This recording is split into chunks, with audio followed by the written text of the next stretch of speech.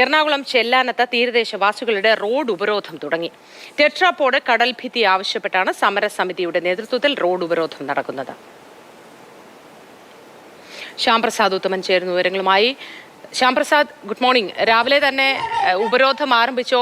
ഏത് തരത്തിലാണ് ഉപരോധം ഇപ്പോൾ മുന്നോട്ട് പോയിക്കൊണ്ടിരിക്കുന്നത്? ആവശ്യം സാധിച്ച് അല്ലെങ്കിൽ അതിൻ്റെ ഒരു ഉറപ്പ് കിട്ടിയാൽ മാത്രമേ സമരത്തിൽ നിന്ന് പിന്നോട്ടുള്ളൂ എന്നാണോ അവരുടെ നിലപാട്?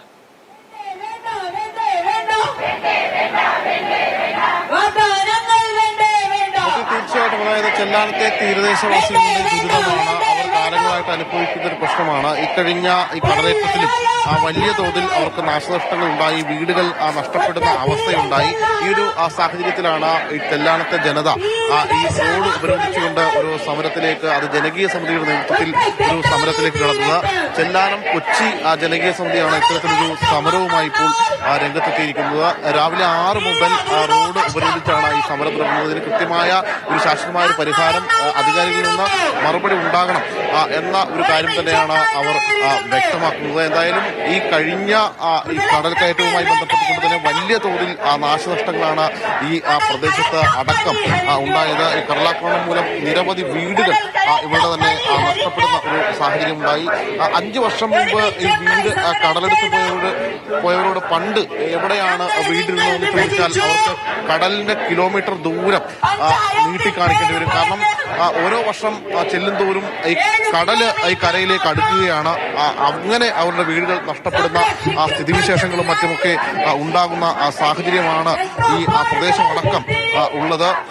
എന്തായാലും നിലവിൽ ഇവർ ശാശ്വതമായ ഒരു പരിഹാരത്തിലേക്ക് പോകാതെ ഈ സമരത്തിൽ നിന്ന് പിന്നോട്ടില്ല എന്ന് തന്നെയാണ് ഈ ചെല്ലാനം തീരദേശവാസികൾ വ്യക്തമാക്കുന്നത്. നമുക്ക് ഇവരോടൊപ്പം തന്നെ ചോദിക്കാം. ചേച്ചി, ഈ ഒരു സമരം നിങ്ങൾ എങ്ങനെ കൊണ്ടുപോകാനാണ്? എന്താണ് ഈ ഒരു സമരം നിങ്ങൾ എങ്ങനെ കൊണ്ടുപോകാനാണ്?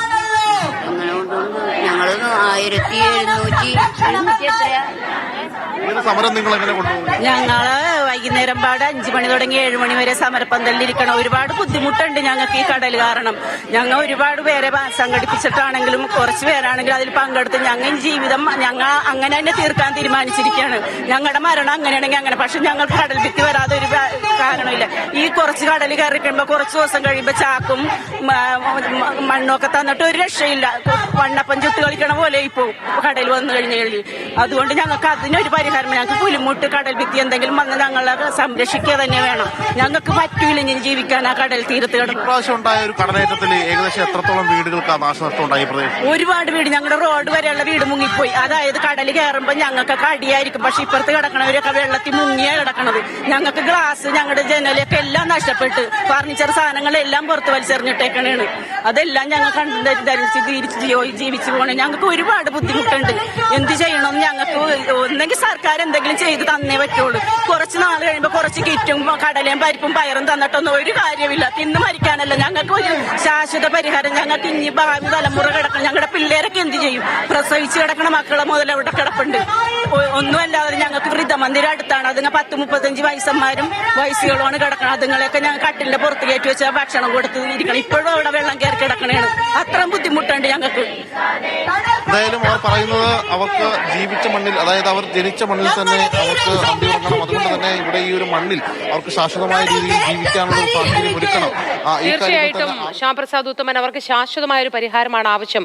കുറച്ച് ചാക്കുകളിൽ മണൽ നിറച്ചു വച്ചാലൊന്നും ഇതിനൊരു പരിഹാരമാവില്ല. ടെട്രാപോഡ് കടൽ ഭിത്തി തന്നെ വേണമെന്നാണ് പറയുന്നത്. വല്ലപ്പോഴും തരുന്ന അരിയും പയറും കൊണ്ടൊന്നും ഇത് വയറ് നിറയില്ല എന്നും, വയറ് നിറഞ്ഞാൽ തന്നെ മനസമാധാനമായി അവിടെ കിടക്കാൻ ഞങ്ങൾക്ക് ഇതൊന്നും മതിയാവില്ല എന്നും വളരെ ഉറച്ച ശബ്ദത്തിലാണ് മത്സ്യത്തൊഴിലാളികൾ പറയുന്നത്. അതുകൊണ്ട് തന്നെയാണ് അവരിപ്പോഴും ഉപരോധം അവിടെ നടത്തുന്നതും.